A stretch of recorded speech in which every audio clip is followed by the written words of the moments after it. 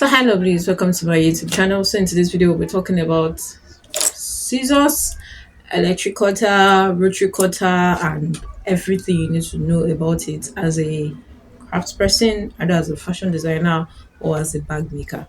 Right, so let's get started. By the way, if this is your first time in this channel, please hit the subscribe button now. One thing you can be sure you get in this channel is value. I mean, for free. So the least you can do for me is subscribe and also like. All right. Okay, guys. So the first thing we're talking about is scissors. This is the obviously obvious cutting tool that we all know and that we all have, Okay, so there are different kinds of scissors. There's this, and I used to have one red big one. I'm not sure where I need to. I can't find it right now. But that red one has actually served me for a good number of time. But I would say that as a fabric or as a fashion designer, then something like this and other thick ones will do the job for you. But we're talking based on a bag maker that I am right now. This would be the best investment I've done in scissors. This type, I don't know if it's still in the market, but it just really gets the job done for me. Like, it's very sharp.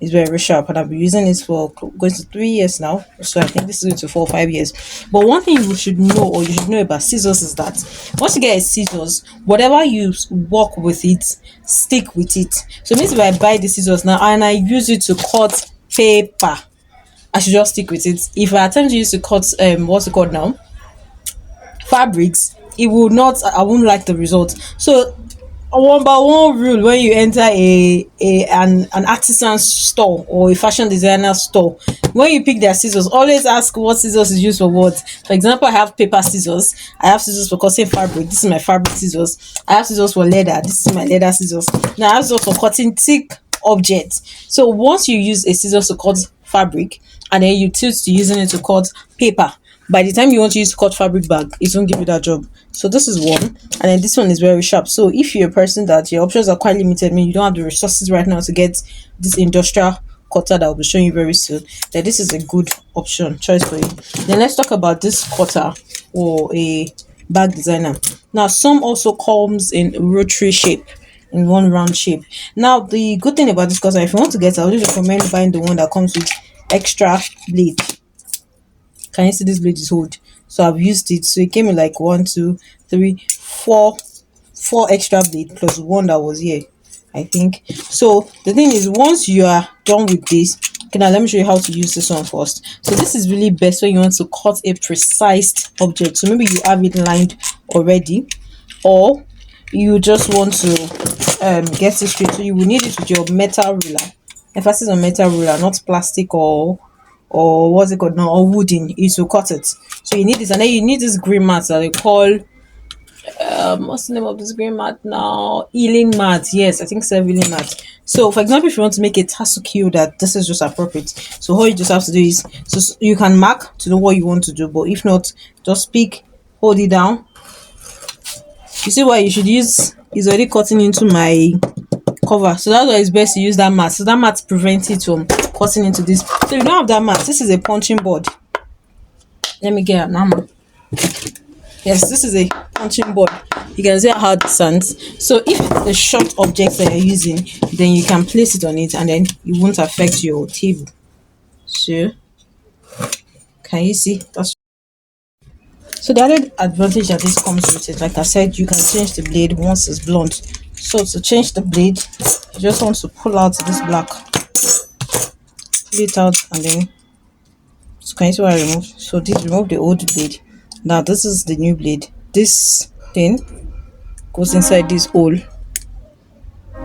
Yeah, so it goes inside this hole like this, and then you pass it back inside. You want to release the tension, and you cover it. See, and then you have a new blade to work with. Okay, so that is it about that. So now let's talk about this industrial cutter. So let me report myself. So one of the reasons why I have this injury here is it's quite an heavy machine. Most of the time I was making it stand like this, and then after some time it mistakenly, once my leg hits it and then it falls, and it was applying pressure here. So it comes in a box, so it's best that once you're done using it, just put it in a box or put it in this resting position. So this is how this looks. So I know it has a smaller version, and I think this is medium size. There's also bigger ones that can cut through multiple layers of fabrics. So depending on what you do, and please, I'm not recommending any brand, so do your research properly. So depending on what you do and what you need it for, it will determine the sizes you want to go for. So it also comes with an extra blade in the pack, and this is the blade that came with it that I'm still using. This is a switch on and switch off button, and I know there's a handheld one too that is also very that uses battery. So that one too. So depending on what purpose you want, but I make bags, so the materials I cut are quite thick, so I just didn't feel it makes sense for me to get the smaller one. So that's why I went for this, and then it really saves a whole lot of time. So I'll say advantage of this is it saves a whole lot of time, and it reduces pressure on your finger. If you are cutting scissors, as in after some time, this place will usually start going inside, so it saves time. The only clause is that it generates a whole lot of waste. That's like the only cons that I know of right now, but it saves time and then it gets work done for you at a faster pace.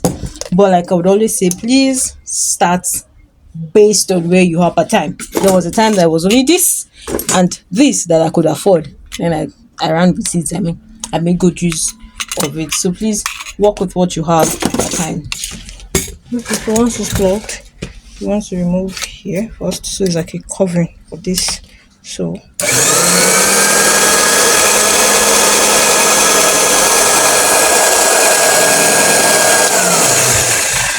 that's how it's on. So now let's attempt to cut something. This is like a banner, it's not leather, so I just want to give it multiple folding and then attempt to cut through. So I folded it 1 2 3 4 4 times 2, that's times 8, then there's another one. So let's see how it goes.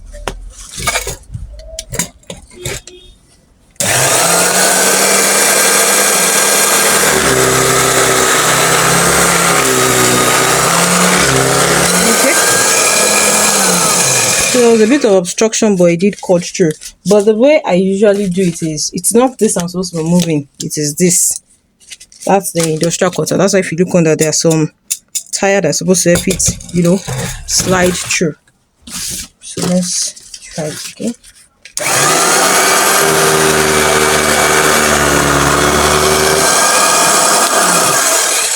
So can you see that? If I'm to attempt cutting this with scissors, it won't be this smooth and also not this fast. So if you have any questions concerning this, how it works, cutters or anything, or any other addition, please feel free to drop it in the comment section, and then I would love to hear from you. Drop something for me in the comment section. Thank you.